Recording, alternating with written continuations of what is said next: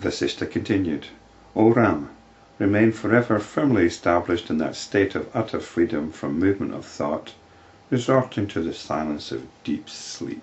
It's this kind of advice that we need to be very, very careful about.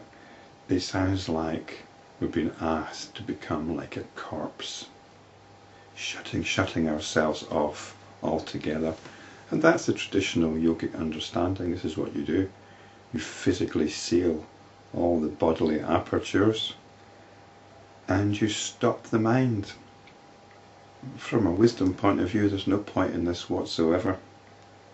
From the point of view of inquiry, movement of thought is movement of the attention.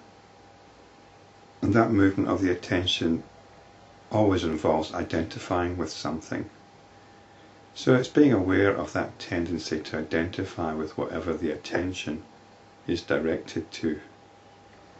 So this freedom from movement of thought is really freedom from the identification of the attention. And the silence of deep sleep is that calm which we have when we do this. We are centered on the attention as we carry out our normal activities. Rama said, Sir, I have heard of silence of speech, silence of the eyes and other senses, and I have also heard of the rigid silence of extreme asceticism. But what is this silence of deep sleep?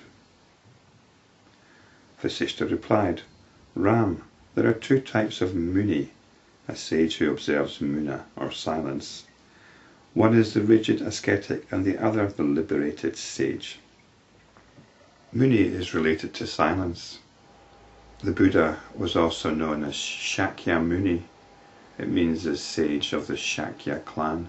The Buddha was of the Shakya clan. And he was a Muni. It's sometimes said that the Buddha didn't teach anything. In this way he's described as a silent sage. This is in keeping with the first line of the Tao Te Ching, which said, He who knows does not speak. So this is the Muni in the sense of the liberated sage. The rigid ascetic is the one who takes Vasishta's advice literally and seals up his body and mind and tries to bring it to a halt, basically. The former, that's the rigid ascetic, forcibly restrains his senses and engages himself in dry, devoid of wisdom, kriyas, activities, with fanaticism. The liberated sage, on the other hand, knows what is what, the truth as the truth and the unreal as unreal. He is endowed with self-knowledge, and yet he behaves as any ordinary person here. What is regarded as silence or Mouna is based on the nature and the behaviour of these Munis. We get people who take vows of silence. It's like fasting. It's sometimes good to do a fast. Not because there's any virtue in it of itself. It brings into focus your own compulsions, your own latent tendencies.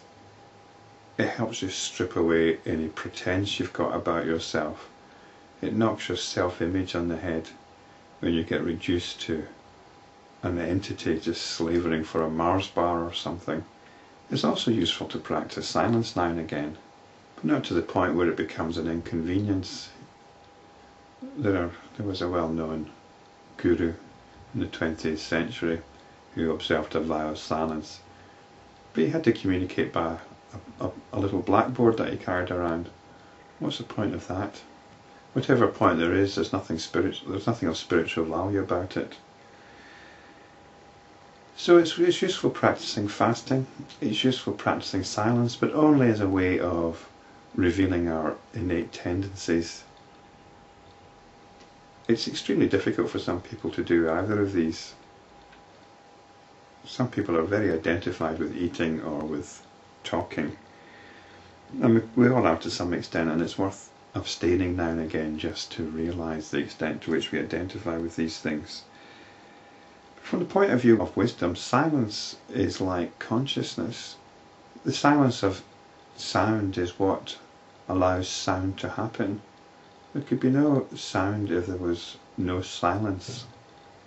So silence is like awareness. Awareness is what allows everything to happen. and silence is what allows all sound to happen. So you can experience stillness, you can experience silence, even when there's noise going on. This is a useful part of spiritual practice, listening for the silence, even when there's noise going on. 4 types of silence have been described. 1. Silence of speech. 2. Silence of the senses, eyes, etc. 3.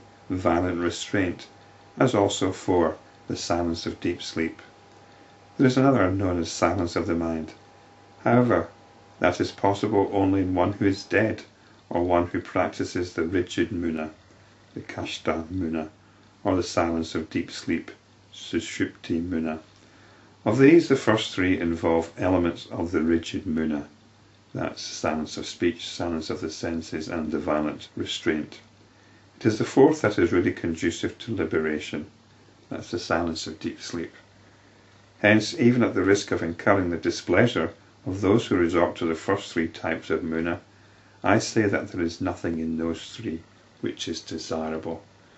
So here we have this tension arising again between the 2 strands in the Yoga Vasishta, between that of the traditional yogi and that of the spiritual practitioner who's pursuing self-inquiry.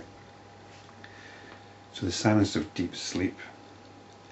The silence of deep sleep is conducive to liberation. In it, the prana, or life force, is neither restrained nor promoted. In other words, we're not doing pranayama. The senses are neither fed nor starved. The perception of diversity is neither expressed nor suppressed. The mind is neither mind nor non-mind. There is no division and hence no effort at abolishing it. That's the mind. It is called the silence of deep sleep, and one who is established in it may or may not meditate. There is knowledge of what is, as it is, and there is freedom from doubt. It is utter emptiness. It is supportless. It is of the nature of supreme peace, of which it can neither be said that it is real, nor that it is unreal. That state in which one knows there is no I, nor another, no mind, nor anything derived from the mind, in which one knows I is but an idea in this universe, and it is really pure existence, that is known as the silence of deep sleep. In that pure existence which is infinite consciousness, where is I or another? So the silence of deep sleep is the silence of realized wisdom. It's the silence of realization.